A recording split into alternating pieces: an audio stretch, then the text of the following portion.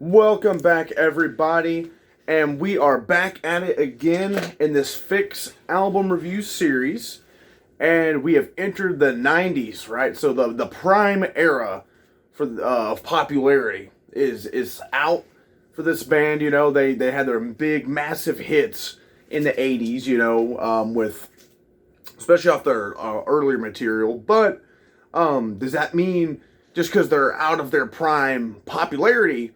It doesn't necessarily mean the music is not going to be good, because quite frankly we've got this album here, Ink, which is pretty freaking badass. It came out in 1991, and the production is quite a bit thicker than maybe the last really Calm Animals, because Calm Animals kind of had a thinner sounding production in some overall, but I mean, it was, the production was so solid on it, but this one, the production is just out of this world, phenomenal, really, really thick sound to it. But yeah, these guys hopped into the 90s with a rather seamless transition into the 90s with their music style and everything, while also kind of giving some modern, a little bit of a modern take on it a little bit, which, we start off right off the bat with Shut It Out, which is quite a bit of a different song for these guys. Actually, like, one of their heavier songs, right? And they're not even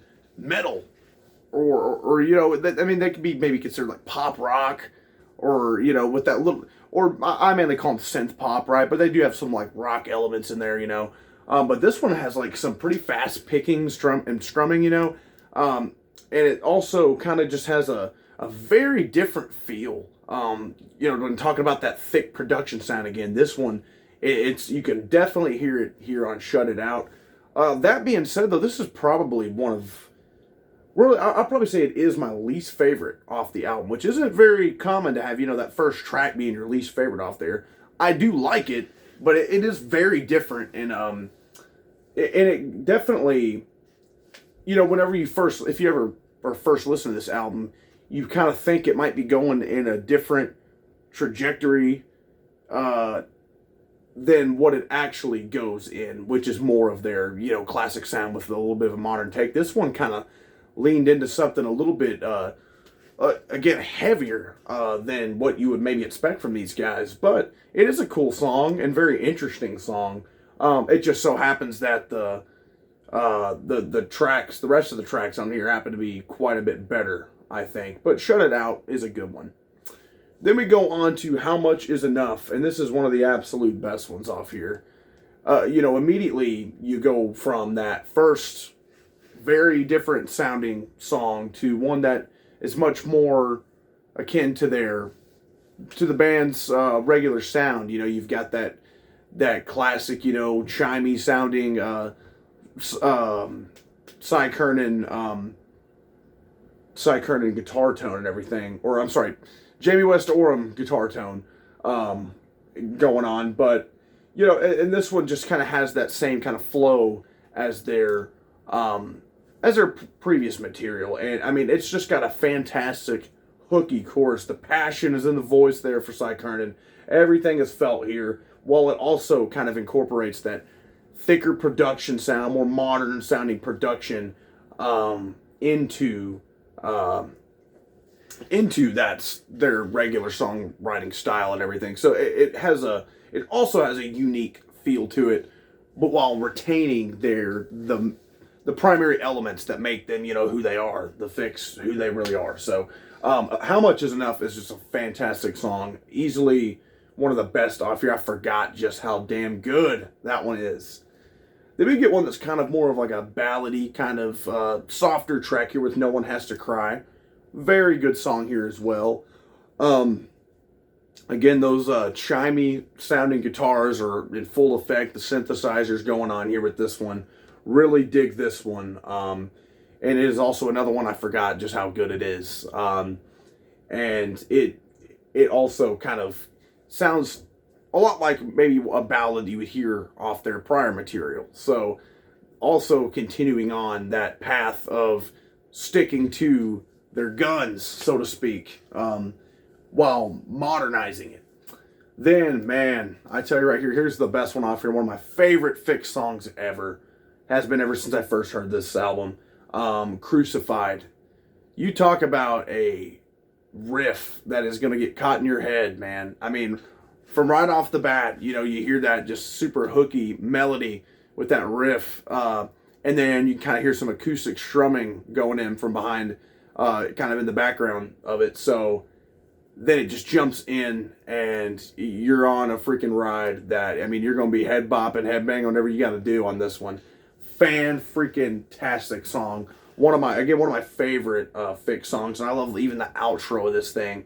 Whenever Cy Curnin is just belting it out, man, just really laying it in, hitting a home run on this track. Crucified is top shelf Fixx material. So if you haven't heard that one, at least give that one a listen if you don't listen to anything else off here, because that song is so damn good. And I feel like if it was dropped in the 80s, maybe it would have been, and especially if it was dropped on, like, if this song was on Phantoms or something like that, or Reach the Beach, I feel like it could have been a pretty big hit, because it's just that hooky and that great. Then we go with All Is Fair to close out side one. Another very solid track. You hear a harmonica kind of at a few moments here, in like the intro and everything, and after some of the choruses, which is interesting. Doesn't really play like a major role in the track or anything, but definitely kind of makes you, be like, oh, that's different. One that this is also one I've been a big fan of. One of the best songs off here. It's kind of a busy, kind of offbeat chorus, but in a good way. And I just really like this one, and I like the vocal performance, and it again kind of ends with Cy Curnin just belting out, and his voice overall in this album just sounds freaking phenomenal. So then we hop on over to side two and go with One Jungle, another really interesting track that does kind of stand out as sounding a little bit different than maybe some of the other ones on here. I'd say it's one of my least favorites, and it doesn't sound as far out of their element as Shut It Out does, which is, again, not to shit on that song or anything, because I do like it, but it was a very different song, right? And Shut It Out was, as compared to the majority of their material. But One Jungle, I would say, isn't that too far out of what their main stuff is, but it's a solid song. Kind of has that it goes along kind of with that kind of hypnotic feel to it a little bit.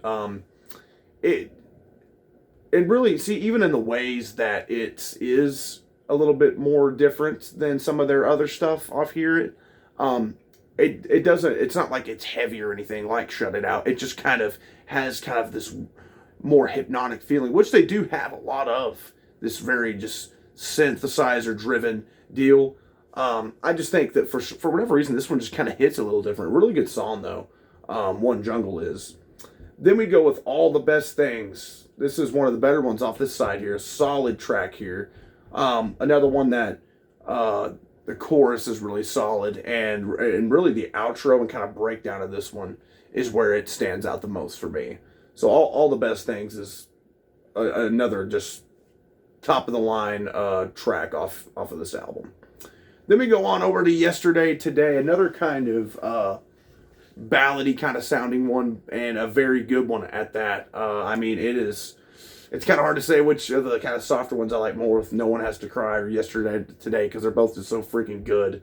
I would maybe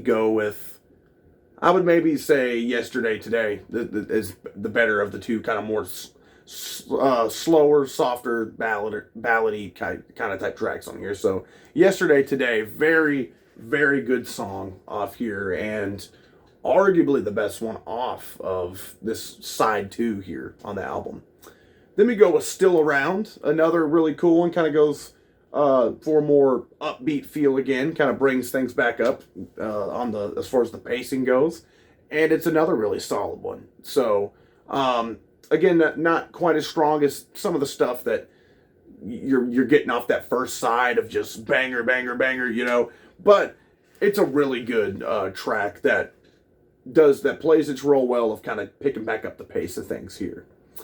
Then we close it out with Climb the Hill, probably my second least favorite off here. It's a cool, cool closer and everything.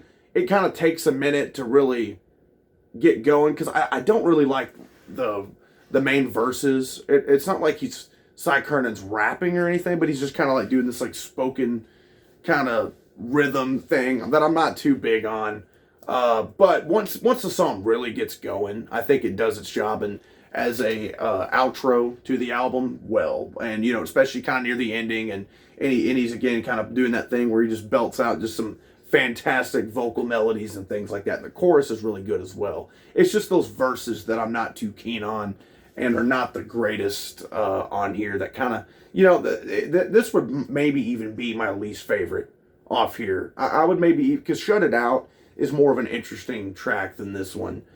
So I would probably go with Shut It Out as being a better track than Climb the Hill. So Climb the Hill, which is again kind of weird when you think of it. You know, normally an album starts off with like just a blast of a track that gets you hooked in immediately, which Shut It Out does because it's so different than a lot of the other stuff on here. But then, you know, you also normally, you want to close it out with one of your strongest ones. But it's weird here seeing that the opener and the closers are some of the weaker tracks on the album. But again, good songs nonetheless. This is, you know, a prime example of a band that their popularity just continued to kind of fade as the 80s went along. And then even into the 90s a little bit. I don't know if this did better in the UK or what. Hell, I don't even know what the singles were off this thing, right? I just know I freaking love the album, and it's a prime example of, hey, you know, just because it may not be their most popular album or whatever, it's got some hidden gems scattered all over it. Again, with stuff like Crucified, How Much Is Enough, All Is Fair, Yesterday, Today, you know, All the Best Things.